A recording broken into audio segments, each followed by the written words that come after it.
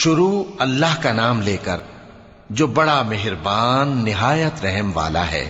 ان فرشتوں کی قسم جو ڈوب کر کافروں کی جان کھینچ لیتے ہیں، اور ان کی جو مومنوں کی جان آسانی سے نکالتے ہیں، اور ان کی جو تیرتے ہوئے جاتے ہیں پھر لپک کر آگے بڑھتے ہیں، پھر دنیا کے کاموں کا انتظام کرتے ہیں کہ وہ دن آ کر رہے گا جس دن وہ زلزلہ آئے گا، پھر اس کے پیچھے اور زلزلہ آئے گا۔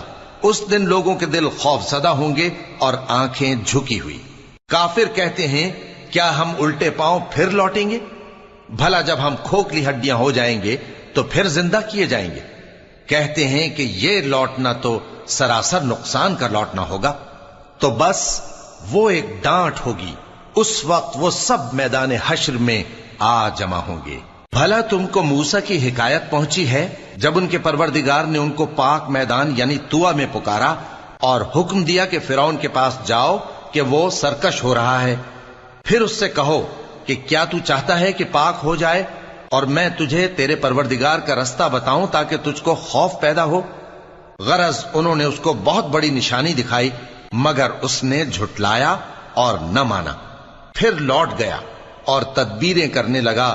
سو اس نے لوگوں کو اکٹھا کیا، پھر بلند آواز سے بولا، سو کہنے لگا کہ تمہارا سب سے بڑا مالک میں ہوں۔ تو اللہ نے اس کو دنیا اور آخرت دونوں کے عذاب میں پکڑ لیا۔ جو شخص اللہ سے ڈر رکھتا ہے اس کے لیے اس قصے میں عبرت ہے۔ بھلا تمہارا بنانا مشکل ہے یا آسمان کا؟ اللہ نے اس کو بنایا، اس کی چھت کو اونچا کیا، پھر اسے برابر کر دیا، اور اسی نے رات تاریک بنائی اور دن کو دھوپ نکالی، اور اس کے بعد زمین کو پھیلا دیا۔ اسی نے زمین میں سے اس کا پانی نکالا اور چارہ اگایا اور اس پر پہاڑوں کا بوجھ رکھ دیا۔ یہ سب کچھ تمہارے اور تمہارے مویشیوں کے فائدے کے لیے کیا۔ پھر جب وہ بہت بڑی آفت آئے گی اس دن انسان جو محنت وہ کرتا رہا یاد کرے گا، اور دوزخ دیکھنے والے کے سامنے لا کر رکھ دی جائے گی۔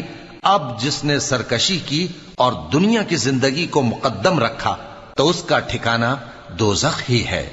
اور جو اپنے پروردگار کے سامنے کھڑے ہونے سے ڈرتا اور نفس کو بیجا خواہشوں سے روکتا رہا تو اس کا ٹھکانہ بہشت ہی ہے۔ اے پیغمبر صلی اللہ علیہ وآلہ وسلم، لوگ تم سے قیامت کے بارے میں پوچھتے ہیں کہ اس کی آمد کب ہے، سو تم اس کے ذکر کی طرف سے کس فکر میں ہو؟ اس کا منتہا یعنی واقع ہونے کا وقت تمہارے پروردگار ہی کو معلوم ہے۔ جو شخص اس سے ڈر رکھتا ہے تم تو اسی کو ڈر سنانے والے ہو۔ جب وہ اس کو دیکھیں گے تو ایسا خیال کریں گے کہ گویا دنیا میں صرف ایک شام یا ایک صبح رہے۔